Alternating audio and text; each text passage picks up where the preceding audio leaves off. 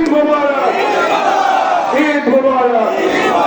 কারণ আমরা 5ই আগস্ট বাংলাদেশে স্বাধীনতা পেয়েছি একটি বৃহৎ মুক্তিযুদ্ধের মাধ্যমে, অসংখ্য মায়ের মুক্তির মধ্য দিয়ে।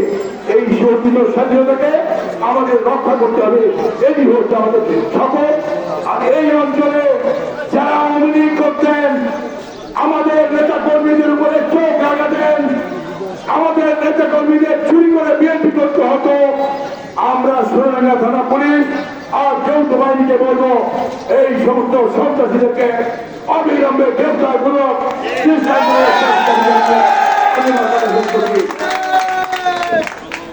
আরেকটি বিষয় হচ্ছে এই অঞ্চলে একটা অঞ্চল হিন্দু অধ্যুষিত এলাকা। আমি আমার দলের নেতা কর্মী সহ এই অঞ্চলের সকল মানুষকে বলে যাব, এই সমস্ত বাংলাদেশে সংখ্যাগুরু সংখ্যালঘু বলে কোনো বক্তব্য নেই। আমরা সবাই বাংলাদেশি। কোন কেউ যদি মন্দির আক্রমণ করে, কোন হিন্দুর সম্পত্তি দখল করে, তাহলে তার তাৎক্ষণিক জবাব আমাদের নেতা কর্মীরাই দিয়ে দেবেন। আমাদের নেতা কর্মীরা মন্দির পাহারা দিচ্ছে, ভারত থেকে শেখ হাসিনা উস্কে দিচ্ছে এদেশে নাকি বাংলাদেশে হিন্দু সম্প্রদায় অত্যাচার হচ্ছে। দয়া করে এই সমস্ত গুজবে কান দেবেন না। আমরা আপনাদের পাশে ছিলাম, পাশে আছি, পাশে থাকবো।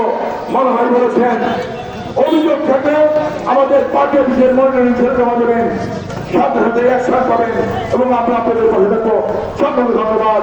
বাংলাদেশ জিন্দাবাদ, বাংলাদেশ জাতীয়তাবাদ দল জিন্দাবাদ, দেশনেত্রী বেগম খালেদা জিয়া জিন্দাবাদ, আগামী দিনে নিশ্চিত রাষ্ট্র চেষ্টায় তারেক রহমান জিন্দাবাদ।